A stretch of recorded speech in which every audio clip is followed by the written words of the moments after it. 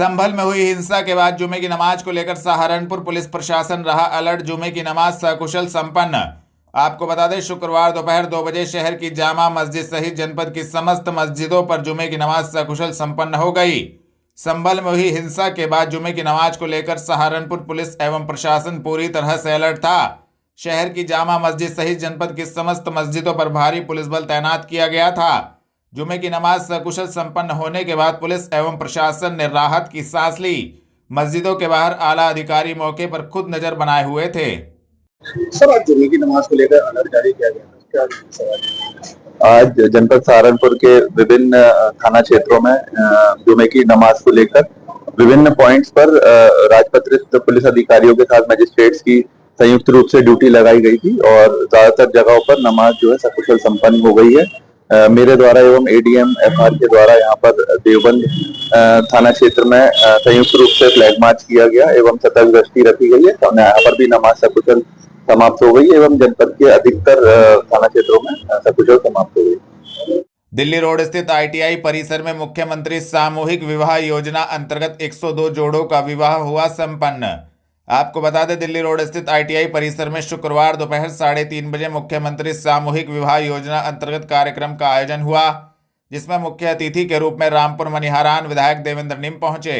रामपुर मनिहारान विधायक ने मुख्यमंत्री सामूहिक विवाह योजना अंतर्गत आयोजित विवाह कार्यक्रम में 102 जोड़ों को आशीर्वाद प्रदान किया। 3 ब्लॉकों का सामूहिक विवाह कार्यक्रम आईटीआई परिसर में आयोजित हुआ, जिसमें 80 हिंदू जोड़े एवं 22 मुस्लिम जोड़ों का विवाह रीति रिवाज के साथ संपन्न हुआ।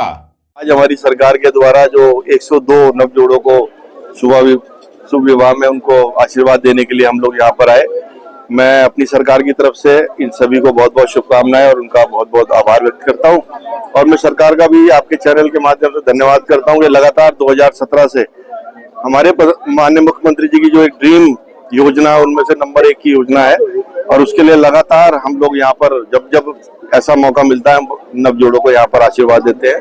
और मैं अपनी सरकार से धन्यवाद भी करता हूँ कि लगातार ऐसी योजनाएं जो अंतिम छोर पर बैठा व्यक्ति जिसके लिए सरकारें बनती हैं वो आज यहाँ पर धरतल पर दिखाई देता है कि आज उनके चेहरे पे एक मुस्कान है, एक चेहरे पे खुशी है कि हमारी भी कोई चिंता करने वाला है। मैं इस पुण्य कार्यक्रम के माध्यम से फिर एक बार अपनी माननीय मुख्यमंत्री का धन्यवाद करता हूँ। कितने जोड़े थे और लगभग कितने ब्लॉक थे? ये 3 ब्लॉकों का कार्यक्रम था। 102 जोड़े थे, लगभग 55 लाख रुपए इन शुभ विवाह मंडप पे आज हमारी सरकार के द्वारा खर्च किए गए। ये अपने आप में एक बहुत बड़ा काम है, क्योंकि इतनी बड़ी धनराशि एक छत के नीचे और 102 नव जोड़ों को दिया जा रहा है, ये अपने आप में एक बहुत बड़ा काम है। मैं धन्यवाद देता हूँ अपनी सरकार को। थाना सदर बाजार पुलिस ने मोटरसाइकिल चोरी की घटना का किया सफल अनावरण। एक चोर छिदबना मोड़ के पास से किया गिरफ्तार। आपको बता दें, वरिष्ठ पुलिस अधीक्षक के निर्देशन में पुलिस अपराध नियंत्रण हेतु अपराधियों के विरुद्ध कार्रवाई कर रही है। थाना सदर बाजार पुलिस ने शुक्रवार दोपहर 3:30 बजे मोटरसाइकिल चोरी की घटना का सफल अनावरण किया है। थाना सदर बाजार पुलिस ने एक चोर तैयब को छिदबना मोड़ के पास से गिरफ्तार करने में महत्वपूर्ण सफलता प्राप्त की है, जिसके कब्जे से पुलिस ने एक मोटरसाइकिल बरामद की है। संबंधित धाराओं में कार्रवाई करते हुए अभियुक्त को न्यायालय के समक्ष पेश किया गया है। गिरफ्तार करने वाली टीम में उप निरीक्षक राम कुमार गौतम, हेड कांस्टेबल प्रदीप मावी मौजूद रहे। बेहट रोड निकट महाराज सिंह कॉलेज में छात्रों ने बाबा साहब का पोस्टर हटाने को लेकर किया जोरदार प्रदर्शन, दी जानकारी। आपको बता दें, बेहट रोड निकट महाराज सिंह कॉलेज में संविधान दिवस के दिन छात्रों द्वारा बाबा साहब डॉक्टर भीमराव अंबेडकर का पोस्टर लगाया गया था। शुक्रवार दोपहर 3:30 बजे महाराज सिंह कॉलेज पहुंचे छात्रों का आरोप था कि अखिल भारतीय विद्यार्थी परिषद के दबाव में आकर वह पोस्टर स्कूल के प्रिंसिपल द्वारा हटवाया गया, जिसको लेकर छात्रों में आक्रोश व्याप्त हो गया और छात्रों द्वारा जोरदार प्रदर्शन किया गया। छात्रों की मांग थी कि जब तक प्रिंसिपल माफी नहीं मांगेंगे तब तक यह प्रदर्शन जारी रहेगा। मेरा नाम सागर गौतम है, मैं स्टूडेंट फेडरेशन ऑफ इंडिया जिला अध्यक्ष सहारनपुर। क्या मामला है? मामला ये था, यहाँ पे हमारे बच्चों ने 26 नवंबर संविधान दिवस मनाया। वैसे तो पूरे भारतवर्ष में मनाया गया, पूरे शिक्षण संस्थान में। प्रोग्राम के बाद वो जो बैनर बना था वो प्रशासनिक भवन के ऊपर कॉलेज की बिल्डिंग में लगा दिया। 3 दिन तक लगाया, किसी को कोई दिक्कत नहीं हुई। 3 दिन के बाद विद्यार्थी परिषद के दबाव में आकर के प्रिंसिपल ने उस बैनर को हटाने के आदेश कर दिए। जबकि विद्यार्थी परिषद ने एक प्रोग्राम करा था पिछले महीने 18 दिन से उनका बैनर लगा हुआ, किसी को कोई आपत्ति नहीं थी, कोई किसी तरह का कोई विरोध नहीं था। लेकिन डॉक्टर अम्बेडकर का चित्र देख करके इनके पेट में दर्द हो गया जातिवादी मानसिकता के लोगों ने। और जब आज हम इकट्ठा होकर के आए, एक लड़का रीति का छात्र इसी कॉलेज का है, उसे प्रोक्टर दिनकर मलिक ने धक्का दे करके भगाया यहाँ से, जातिवादी मानसिकता के तहत उसे भगाया कि यहाँ से भाग जाओ, क्या करने आए तुम कॉलेज में। इस तरह के शब्द थे और बिल्कुल एकदम उतारू थे वो। अब क्या बात हुई? अब बात ये हुई है कि एक तो जो डॉक्टर अम्बेडकर के प्रति इनकी मानसिकता बनी हुई है, जो जातिवादी मानसिकता बनी है, प्रिंसिपल ने अपने ऑफिस में डॉक्टर अम्बेडकर की फोटो को बिल्कुल कोने में जगह दी हुई है। हमारी पहली मांग है, जिस टीचर ने हमारे बच्चे के साथ बदतमीजी करी है वो माफी मांगे, प्रोक्टर बोर्ड से तत्काल उसे हटाया जाए और बाबा साहब की जो फोटो प्रिंसिपल ऑफिस में कोने में लगी हुई है उसे फ्रंट पे लगाया जाए, ये हमारी मांग है। धरना चलेगा, ऐसे ही लगातार अनिश्चितकाल करना पड़ा तो कर देंगे। कलेक्ट्रेट पहुंचे हिंदुस्तान स्काउट एंड गाइड की 96वीं वर्षगांठ पर तेजस इंटरनेशनल स्कूल एवं सेंट मैरी स्कूल के छात्रों ने जिलाधिकारी से की मुलाकात। आपको बता दें, हिंदुस्तान स्काउट एंड गाइड के 96वें स्थापना दिवस के मौके पर नागल के Tejas international school Saint Mary school के छात्रों ने स्काउट गाइड के अधिकारियों के साथ कलेक्ट्रेट स्थित जिलाधिकारी कार्यालय पहुंचकर जिलाधिकारी से शुक्रवार दोपहर 3:30 बजे मुलाकात की। जिलाधिकारी को स्मृति चिन्ह देकर सम्मानित किया गया। इस दौरान जिलाधिकारी ने स्काउट गाइड के सभी छात्रों एवं अधिकारियों को शुभकामनाएं दी। आपका नाम और आज क्या कार्यक्रम किया गया? मैं Anupam Gupta, district commissioner Hindustan scouts. 26 नवंबर को हिंदुस्तान स्काउट्स एंड गाइड्स का स्थापना दिवस होता है और क्योंकि उस दिन हमारी टीम माननीय राज्यपाल से मिलने के लिए गई हुई थी, तो उसी उपलक्ष्य में आज हम लोग माननीय जिलाधिकारी सहारनपुर से मुलाकात की, हिंदुस्तान स्काउट एंड गाइड का परिचय दिया और उनको बैच प्रदान किया। तो क्या किया डीएम साहब ने? क्या बड़ा अच्छा लगा डीएम साहब के साथ मिलकर और हम बहुत जल्दी एक बड़े कैंप का आयोजन करेंगे और इसमें डीएम साहब को भी बुलाएंगे और अपनी जो गतिविधियाँ हैं उससे अवगत कराएंगे। स्काउट का मेन कार्य क्या है? स्काउट एंड गाइड्स का मेन कार्य सेवा है, आपदा प्रबंधन है, बच्चों को ट्रेन करना है, इसी में हम लोग लगे रहते हैं। जय हिंद। क्या कहना चाहेंगे आज हिंदुस्तानी स्काउट्स एंड गाइड का स्थापना दिवस 26 नवंबर 2024 में हमने मनाया और उस दिन हम महामहिम राज्यपाल जी से मिलने के लिए लखनऊ पहुंचे हुए थे। तो इसी कारण हम आज जिलाधिकारी जी से आज मिले हैं और उनको स्थापना का बैज पहनाया है। और उस स्थापना का बैज का मतलब ये है, ये हिंदुस्तान वो हिंदुस्तान है जब आप जानते हैं जब अंग्रेज़ों के द्वारा जो स्काउटिंग स्टार्ट की गई थी उस टाइम में हमारा देश में हिंदुस्तानी बच्चों के लिए स्काउटिंग के प्रवेश नहीं थे। लेकिन यहाँ पर ये हिंदुस्तानी स्काउट्स एंड एसोसिएशन बना करके पूरे भारतवर्ष में स्काउटिंग की एक अलग ही लहर जगाई थी पंडित मदन मोहन मालवीय जी, पंडित श्री राम वाजपेयी द्वारा। क्या कहना चाहेंगे आज आप जिलाधिकारी महोदय से मिले कार्यक्रम? आज 96 इनका एनिवर्सरी कहिए, बर्थडे कहिए, वट एवर इट इज़ अभी काट 96 स्थापना दिवस है स्काउट एंड गाइड का। उस एवज में हमारे जो ट्रेंड बच्चे थे हम उनको यहाँ पर लेके आए, उनको डीएम साहब से ऑनर कराया, उनकी फ़ोटोग्राफ कराई।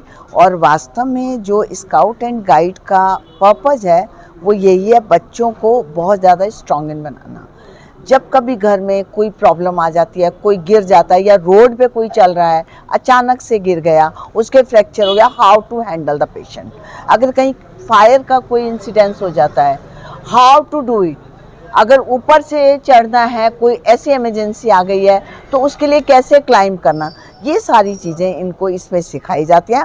और मेन जो गाइड का काम है, जो इसमें गर्ल्स के लिए जो स्काउट रहता है उसको गाइड बोलते हैं, तो उनका काम है सेल्फ सिक्योरिटी ऑल्सो।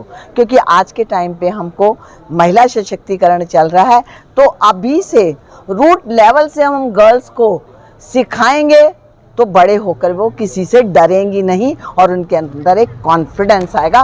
वो कॉन्फिडेंस ही हमको जगाना है, उसकी ट्रेनिंग हम अपने स्कूल्स में देते हैं। ग्राम हलालपुर वार्ड नंबर 6 के ग्रामीणों ने जिलाधिकारी को प्रार्थना पत्र देकर गांव में टावर न लगाए जाने की करी मांग।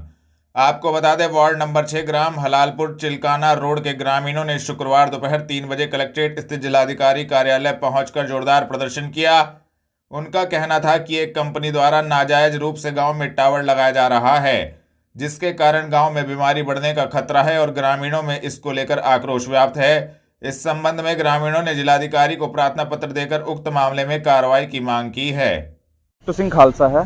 आज किससे ज्ञापन है?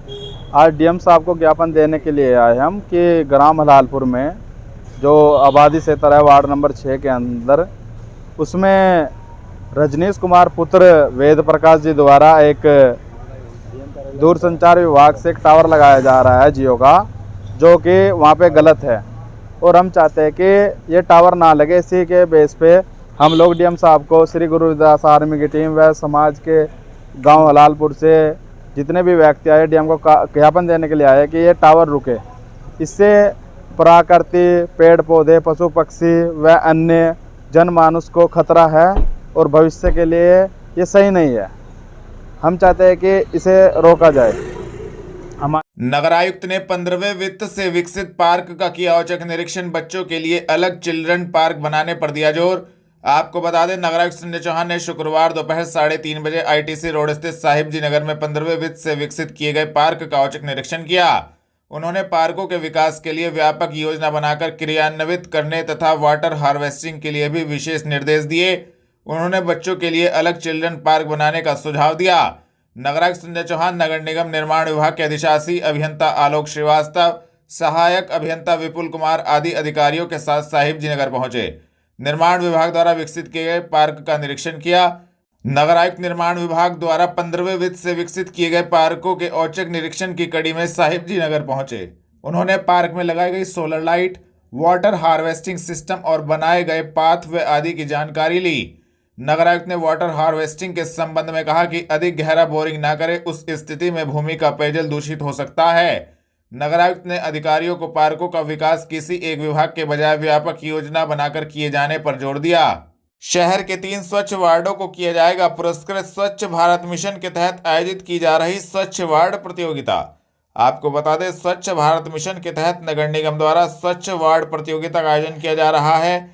इसमें वार्डों का रखरखाव, स्वच्छता, वेस्ट टू वंडर, शौचालयों की स्वच्छता, ठोस अपशिष्ट प्रबंधन, वार्ड स्तर पर नागरिकों की भागीदारी आदि के आधार पर वार्डों का चयन कर उन्हें पुरस्कृत किया जाएगा। स्वच्छ भारत मिशन के नोडल अधिकारी डॉक्टर RC गुप्ता ने शुक्रवार रात्रि 8 बजे बताया कि नगर आयुक्त संजय चौहान के निर्देश पर महानगर के सभी वार्डों के बीच स्वच्छ वार्ड प्रतियोगिता का आयोजन स्वच्छ वातावरण प्रोत्साहन समिति के सहयोग से किया जा रहा है। यह प्रतियोगिता 5 दिसंबर तक चलेगी।